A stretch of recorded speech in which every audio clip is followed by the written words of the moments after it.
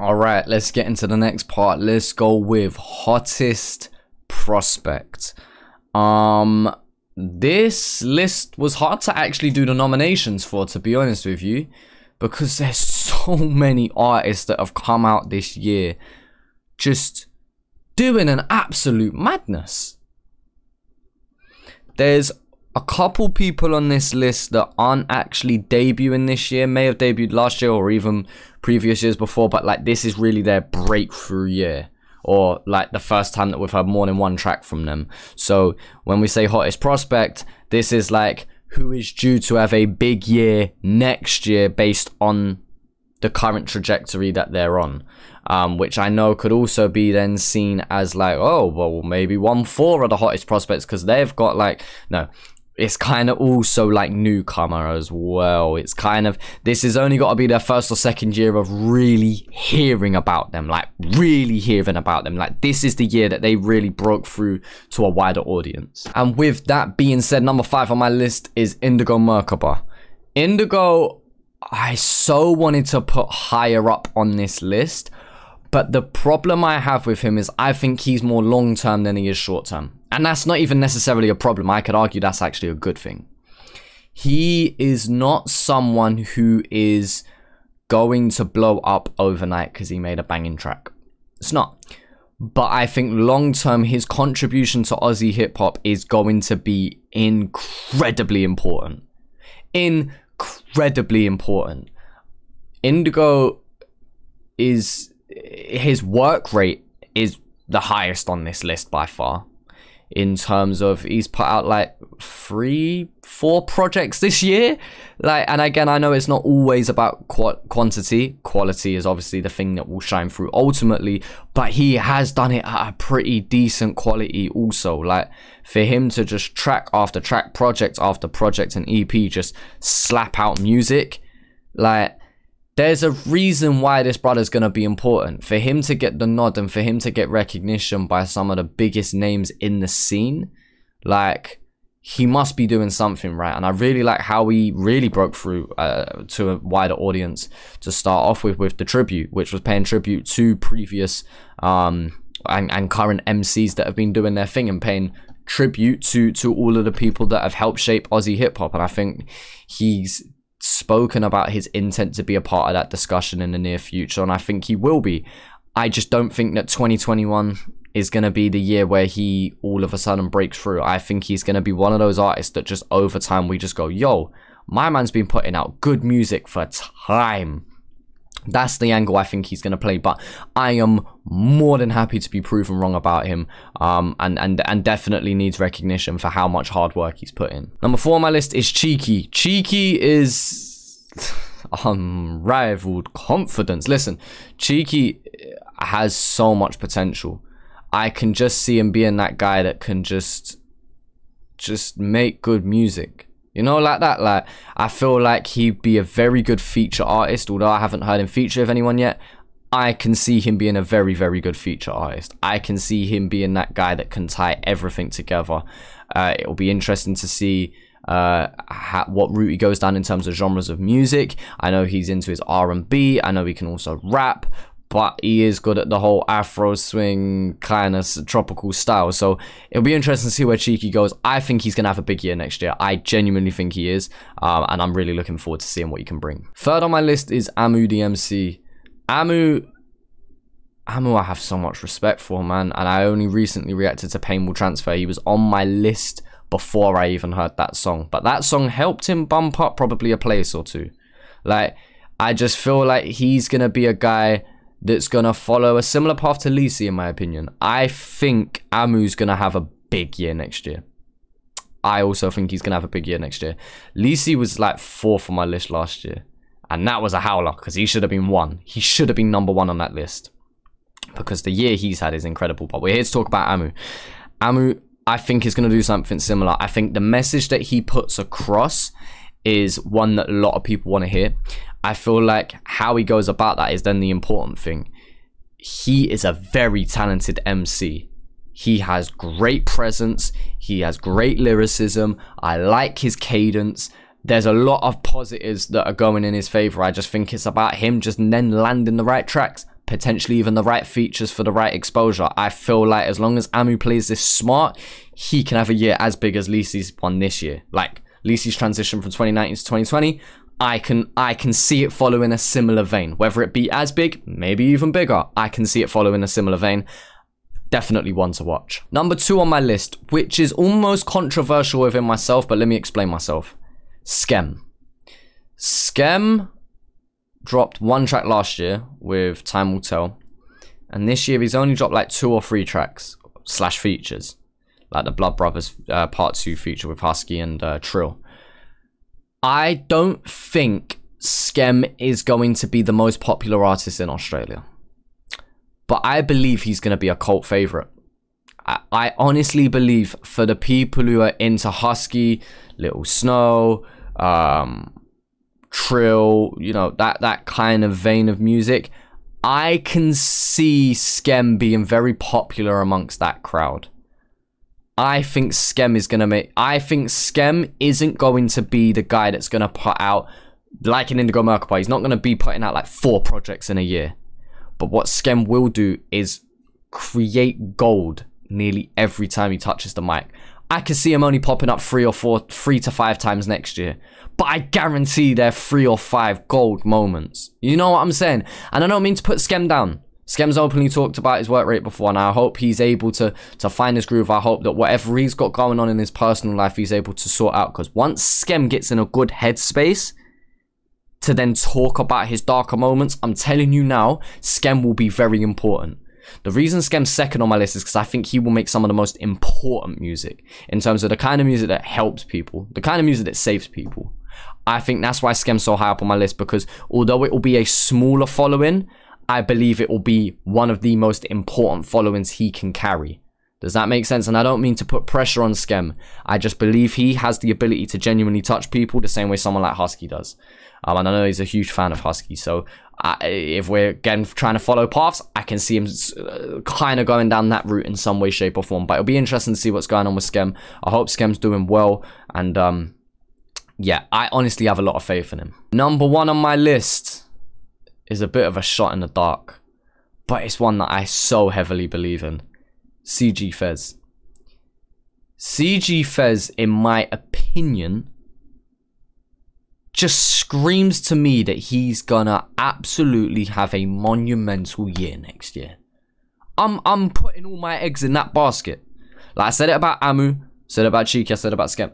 I think CG 5's could potentially have a huge explosion next year. Something just about his aura, the way he carries himself, what he talks about in his music, I can just see him delivering an absolute madness. Now 5's, I don't know if you're working on an EP or an album, but my odds are on you to have one of the best projects of 2021 if you get out a project next year. I just believe he has the potential to make a classic project. I genuinely do. And I know that may be a slightly unpopular opinion. Maybe it is a popular opinion. I don't know. I genuinely think that CG 5's can do an absolute madness. Now, let me give you a little small statistic here that might interest people. I've picked all of my list before I looked at the results of the vote. 5's wasn't voted in people's top 5. But it's the dark horse that I genuinely believe in. I'm looking at the results here. I genuinely think he's going to be the dark horse that can just really show off his talent. Like, let's look at his Take 1 and Take 2, Cold. The 430 track, Madness. What's the one that he did recently? Like When. Like, yeah, he's only put out 4 tracks this year, but my God, what? Like, look at those 4 tracks, man. They are incredible. So yeah, I want to see where 5's goes from here, because I genuinely believe he has the power to make history. Now let's get into your list. Number 5 on the list from the people is Nox 78. Nox has had a solid year. Nox has made some noise. I think Nox is going to be a guy that will do numbers. He's had a mix of songs this year, you know, breaking into the tens of thousands or the hundreds of thousands. I can see him next year being that guy that's just hundreds of thousands on every track across the board. I'm not mad at him being number 5. I feel like he's going to be able to deliver something good. You know, I think he's going to need a couple of features to help him along the way, to help him gain that exposure. But I'm happy with what he's doing, and I'm not mad at him being number 5. Number 4 on the list is Shelly 210. Shelly is someone who I've enjoyed. Not as much as some other people, but I have enjoyed. But there's a lot of hype around him. And I feel like maybe I'm missing out on something. Maybe there's a trick I'm missing because, yeah, he's gathering a lot of noise. And it'll be interesting to see whether he'll keep it up next year or not.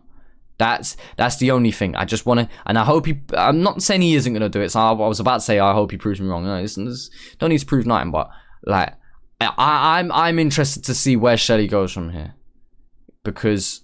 I would like to say he's going to have to diversify his content a little bit if he does. But, again, maybe I'm just chatting shit. Maybe he's going to do a madness. I'm not mad at him being in the top 5, but it's tough for him to be in that list above 1 or 2 of above my 4 and 5s. I will say that. But I'm not mad at him being there, and he deserves to be in this discussion for sure. Third on the list is someone who I struggled with not putting in my list, and that's The West. The West obviously consisting of Lisi, JR, Snoopy, and... and Vix. I'm so sorry, Vix.